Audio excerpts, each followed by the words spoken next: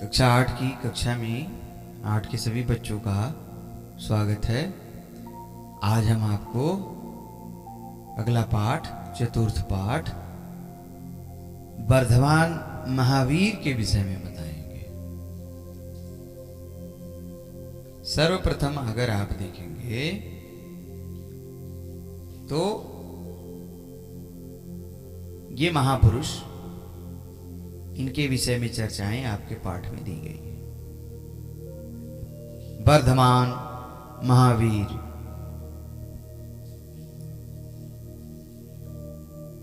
चलिए पाठ पर चलते हैं। लिखा है, भारतवर्षे प्रचलितेषु धर्म संप्रदायेषु जैन धर्मम महत्वम भजते। कहते हैं प्राचीन भारत में, प्राचीन धर्म संप्रदाय में जैन धर्म का बहुत बड़ा महत्व है। वर्धमान महावीर एतस्य जैन धर्मस्य अन्यतमः श्रेष्ठो महापुरुषः आसीत्। वर्धमान महावीर जो थे वो इस जैन धर्म के अत्यंत श्रेष्ठ महापुरुष थे। तस्य जन्म ईशा पूर्वम 599 तमे वर्षे वैशाली नगरस्य कुंडग्रामे अभवत्। उनका जन्म ईशा पूर्व 599 को वैशाली नगर के कुंडग्राम में हुआ था। बाल्याकाले तस्य नाम वर्धमान इत्यासीत्। बचपन में इनका नाम वर्धमान था। कहते तस्य पितु नाम सिद्धार्थ, मातुष्य नाम त्रिशला इत्यासीत्। इनके पिता का नाम सिद्धार्थ और माता का नाम त्रिशला था। स शैशवात एव बुद्धिमान सदाचार संपन्न विचारशील आसीत्।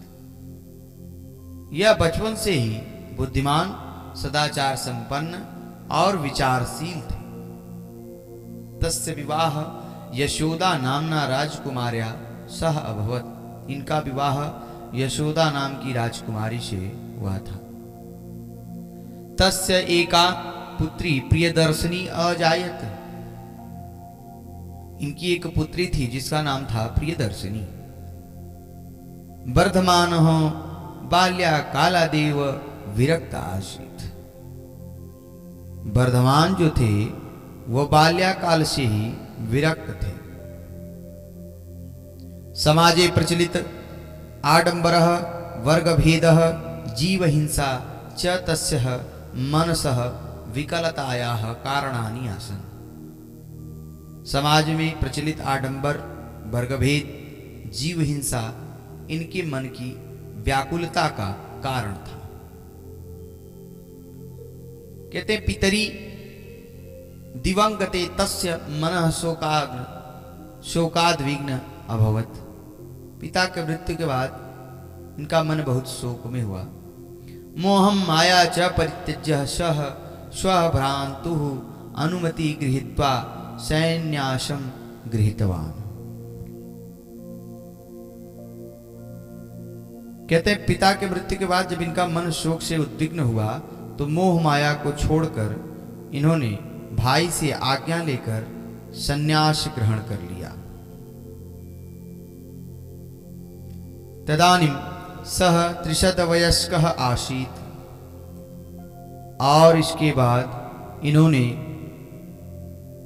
उस समय इनकी अवस्था जो थी वो 30 वर्ष की थी। आगे कहते कठिनेन तपसा सह सत्यस्य शान्तेस्य अन्वेषण प्रवृत्तौ अभवत्। कठिन तपस्या से ये सत्य और शांति की खोज में लग गए। 12 वर्षाणि यावत् तपः तत्त्वा सह ज्ञानम प्राप्नोत। 12 वर्ष तक तप करके इन्होंने ज्ञान प्राप्त किया। तपसा सह इंद्रियाणि संयम्य महावीरः जिनौ वा अभवत्। कहते तप से इंद्रियों को जीतकर महावीर या जिन हो गए।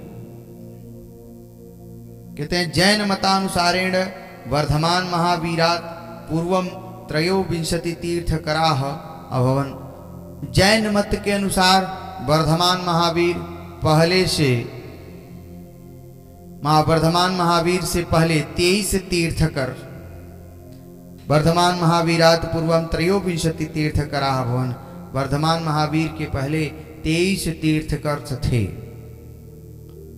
कहते हैं महावीरः जैन धर्मस्य अंतिम चतुर्विंशः तीर्थकरः आसीत्।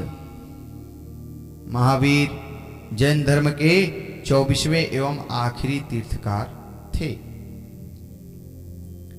अगले पैराग्राफ में कहते हैं ज्ञान प्राप्ते अनंतरम महावीरः 30 वर्षाणि यावत् जैन धर्मस्य महता उत्साहेन प्रचारम अकरोत्।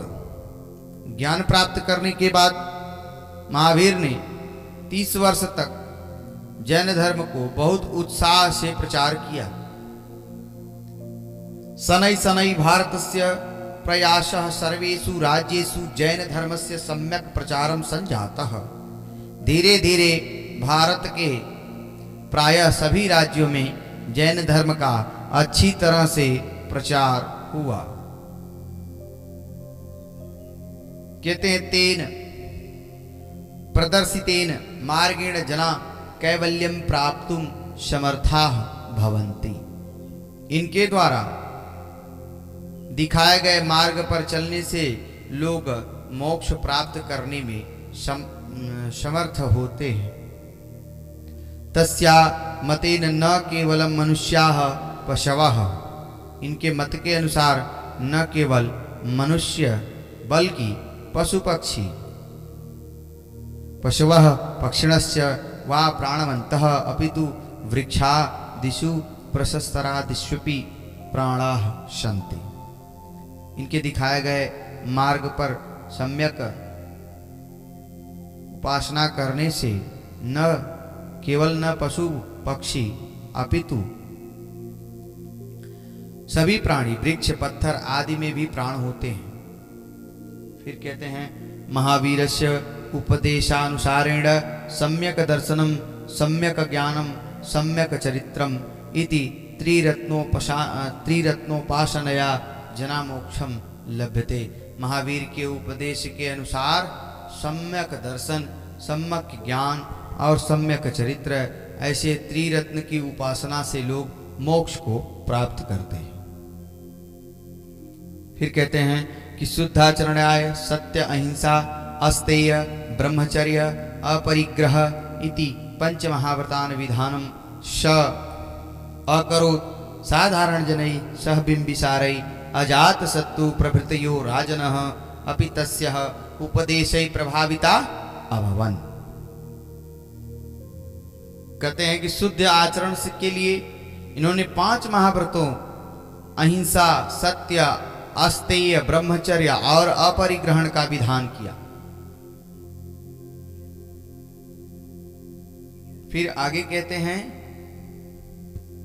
कि साधारण जनै स बिंबिसार अजात शत्रु प्रभृतयो राजन अपि तस्य उपदेशे प्रभाविता अभवन्। तनोपदिष्टस्य मार्गस्य सत्यम अहिंसा च आधारभूते स्तः।